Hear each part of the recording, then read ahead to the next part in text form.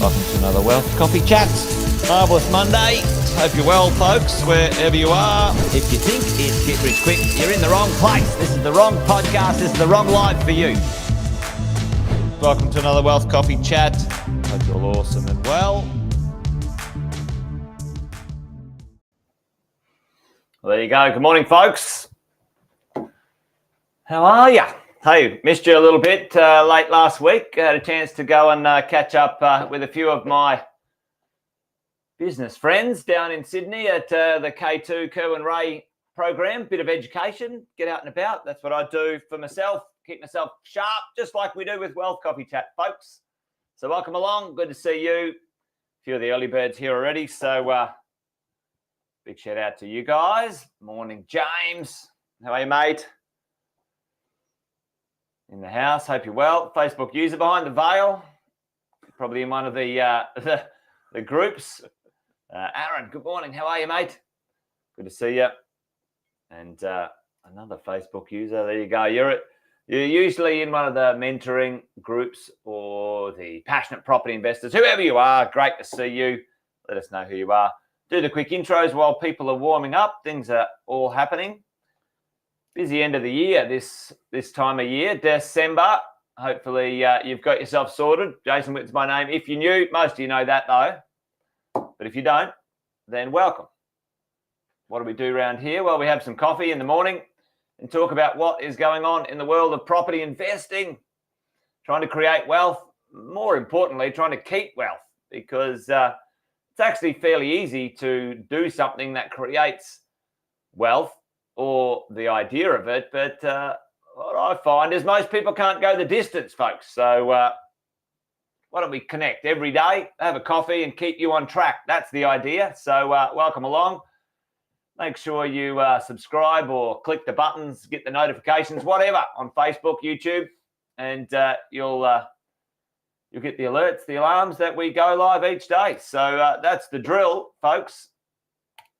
But what are we going to talk about today? Well, last night we had a very good friend of mine and a friend of many in the mentoring positive world. And we talked about the idea that, hey, whether you like it or not, the average age in Australia is going to be, for most of us, barring a tragedy, what we're going to live to is maybe 80 to 90 years old. Folks, 80 to 90 years old.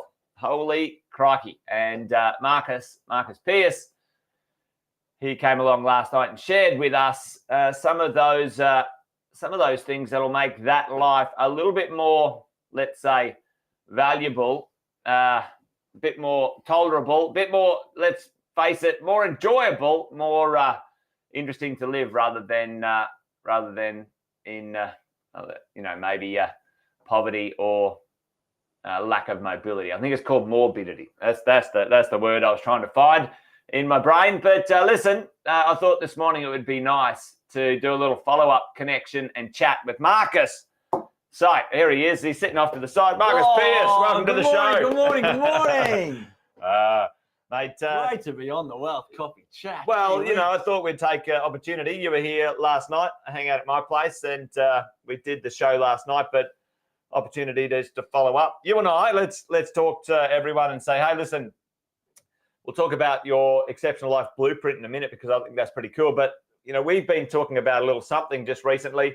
I've told folks about this, the idea of a book called Die with Zero. And it's fascinating, isn't it, this concept? It pushes great buttons, that make us all a bit uncomfortable, I think. This conversation that you're going to die. And what is the purpose of your wealth? And do you hoard it? Do you keep it? Do you spend it? Do you invest it? I think this book brings a conversation of, it uses this, the fable of the ant and the grasshopper. And a lot of people talk about, well, you're either the ant, you're working and working and working, but never enjoying your life, or the grasshopper, distracted, having fun, playing, experiences, whatever, and you're one or the other. But I think this book is all about, no, hold on, work hard, but also play hard. Have fun. You only take your memories with you, your experiences. Don't get too stuck, I suppose, in this context. Don't get too stuck on solely wealth creation, because as I'm a big fan of yours and you're a very healthy man, you've got a great family life, a great social life and so on. There is more to life than wealth, but living in a wealthy nation, wealth is very bloody important. And we've got to be very mindful of that. Yeah. And, this sort of brings in your version of the world. Yeah, there's certainly more to life than wealth. However, if you want more out of life, for most of us, we will need some wealth to accelerate and make sure our health is of high quality and our life is of high quality. Doesn't mean gazillions and millions, but you don't want to be living below the poverty line. You want to be able to eat, connect, whatever. So, talk to us about that. You chatted last night, folks. Marcus has got a book, by the way. Did we grab it? I don't even think we put it in there. No, it doesn't matter. It'll be floating around somewhere. Let's have a wealth coffee chat this morning. So here's the thing. You just said we don't want to live in poverty. Anyone here who has a goal to retire on the pension is signing up for poverty, and that is you can't get the airfares to visit kids or your grandkids. You can't travel overseas. You can't buy the concert tickets. You can't join the local golf club, because the pension in Australia is relative poverty. So most people watching this are going to go, yeah, Marcus, I understand that. So let's put that to one side. People that are in that world, but let's put that to one side. On the opposite side is, yes, we live in a wealthy nation, but do you need millions and gazillions? Not if that's not your life purpose. But you and Sam Saggers talk about this beautifully. Like, you have to know your number. Yeah. You must know your number, because if you're not going to retire in Bali or Thailand, where it's going to take you a whole lot further, and you're going to retire in Australia, and you're going to live a long time, because we've got all of the technology to keep us alive for a long time, we have to get busy preparing for that. Because if your kids get organised and planned, right? Yeah. Dad, I want to go to the football. Dad, can we go to see my Paris Saint-Germain team in Paris? Please, please, please. Can we go to Fiji? Where? Paris Saint-Germain, mate. Anybody know that one? I don't know that one. It's just a massive football team in Paris. Gotcha. Okay. Yeah. But what I'm saying is that living in Australia, where all types of experiences are available to you, they are all going to cost money. I've seen some of your bucket list. I've seen your Final Countdown app. You've costed out some of the things that you want to create memories for, things with your children, things with your wife. A lot of them have a monetary value cost. It's not just sitting in the backyard by the pool. That's really nice as well. You'll have those memories. You've got a bit of both. But let's talk about, folks, I don't know about you. This happened for me just recently when I read the book Die with Zero. Let's call it a dysfunction, a challenge, a thing where we've got a goal. I've got a goal. I set a goal, a 15, 20-year financial goal. Many of you online, tell us in the chat, folks, what's your financial goal? Like, is there a timeline for you to achieve a financial goal? Put it in the chat, because this is my sort of brings a bit of my point here. How long? You're building something right now, and then what's the timeline that you want to create that wealth, that income, that passive income, whatever it is? Is it 2 years? Is it 5 years? Is it 10 years? Is it 15 years? Chuck that in the chat for us, because I can tell you, one of the things about the Die with Zero book is that, okay, I've got a goal that in 15 years' time, I'm going to be, Luke's going to stop working in 5 years. Fantastic. You know, and, you know, I have a goal, let's say 15 or 20 years. Let's say most people who invest in property talk about, all right, I've got a goal. I want to achieve this financial thing at a certain point, and then I'll do something, right? Morning, Chris. Hey, Chris. So one thing that really dropped for me is, oh,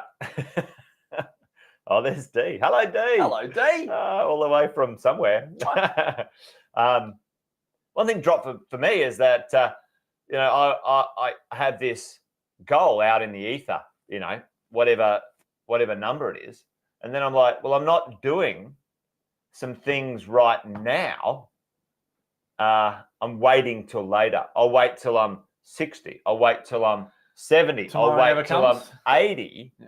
And then in this book, it sort of said, well, when you wait till you're 70, most people's psychology around money is kind of lack. So they hoard the money and they don't do the experiences, and they might not even have the health and the vitality for it. Well, this is the Pandora's box of this whole conversation is, do you ever start spending the money that you've actually worked so long to generate? I find in the clients that I work with, when they go from income to assets as their major cash flow source, they completely freak out. Oh, it's because you've got an addiction. You've got an addiction to the paycheck. Yeah, to the paycheck. Yeah. Even though they've got all the assets that give them dividends, that give them a lifestyle, whether it's super, whether it's real estate, whether it's stocks, whatever, they are so 40 years trained to the same amount dropping every week. And that's, again, I'm using an employee example here. Yeah.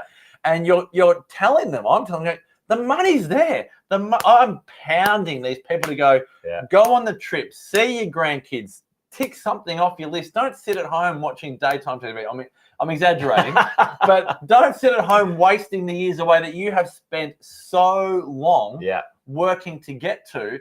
And then they go, oh no, but you don't understand, but hold on, no, I can't. I'm like, well, this was that psychology of kind of like, and it was good. If you haven't read the book Die with Zero, folks, get hold of it. Get hold of Marcus's book, The Exceptional Life Blueprint. If you read them together, I think that's quite a powerful combination. Crikey, I tell you. I like it. Yeah. But, you know, really at the end of the day, one of the things that really landed for me was that if I'm 70 and I wait till then for my money to be good, folks, are the things that you wanted always to do still being able to be done at 70, physically mentally, emotionally, right? Yeah. So I've got the money, but I don't have the physicality or whatever it might be. And you know, you're in your own bubble here though, because you have a high value on physical vitality. So I think it's really important that if you don't have your physical vitality right now, you absolutely must make that a priority, particularly if you've got an outcome.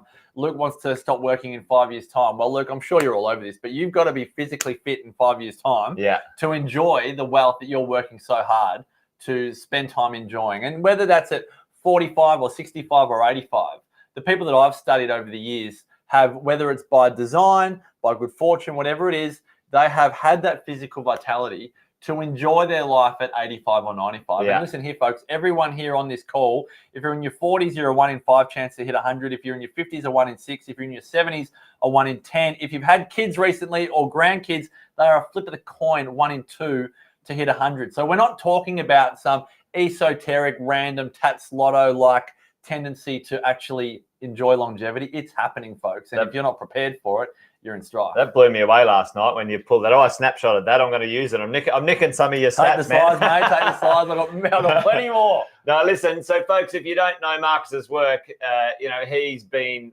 you know, busily over 10, 15 years researching and interviewing the oldest people in the world as part of what he's done. It's not been the only thing.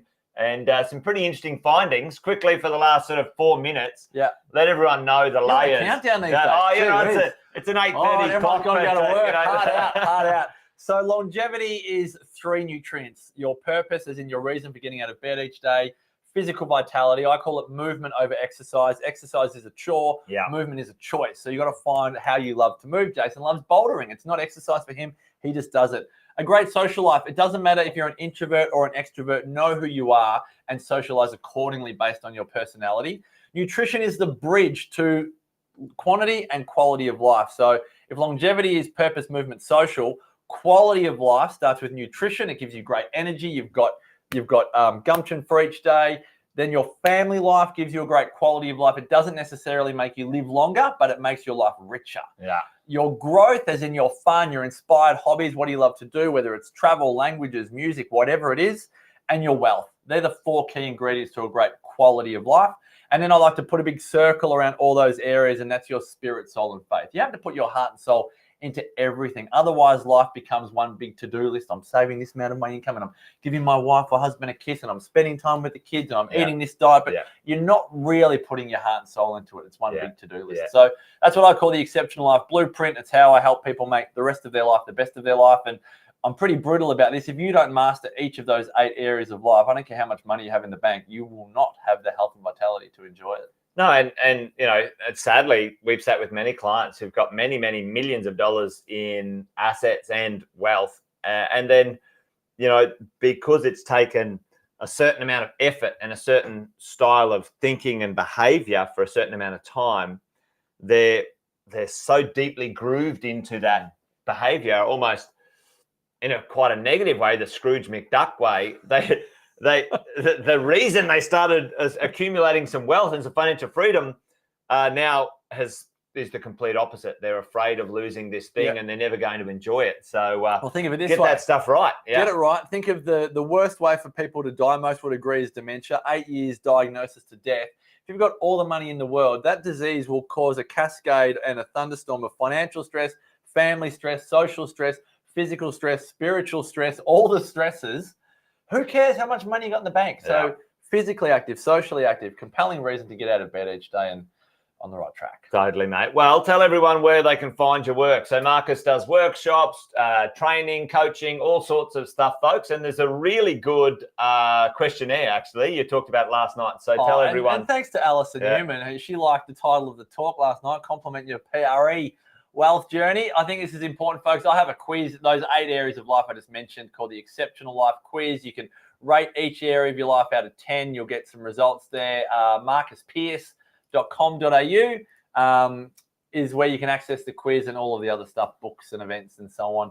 Over at marcuspearce.com.au. Get hold of that one. I think I could... I don't think I can do it right now, but here it is. Here it is. I could show everyone. There we go. Look. Quickly, there it is. You're very kind. You're very kind. Voila. There you go. So go track that down, folks, and take the quiz. Find out where you're at. Thanks for having me, Jace. Mate, it's good to have you. Way too short, though. But, folks, hopefully that was a little bit of an insight to what we got up to last night, and maybe a little bit of an extension or an addition to where you're at. And listen, we're serious. Marcus is serious. He's done the stats. The medical world is going to extend your life pretty significantly. The question is it going to be a quality extension or not? Is it going to be misery for 17 years? You call it morbidity, or is it going to be the rest of your life is the best of your life? There you go. All right, folks. Well, that's it from us. Thanks for joining us this morning. Wealth Coffee Chat's done and dusted. You guys know the drill. Join me tomorrow again. We'll do it again. Last one will be on Friday, folks. So, I don't know. Should we have a Christmas party? I am actually on Friday, so maybe we'll... You'll have champagne coffee chats in the morning, won't you? Maybe I'll bring wine and wisdom into the coffee chats in the morning. Who knows? There you go. All right, folks, that's it from us. Thanks for joining. Take care. You guys be well. Bye for now.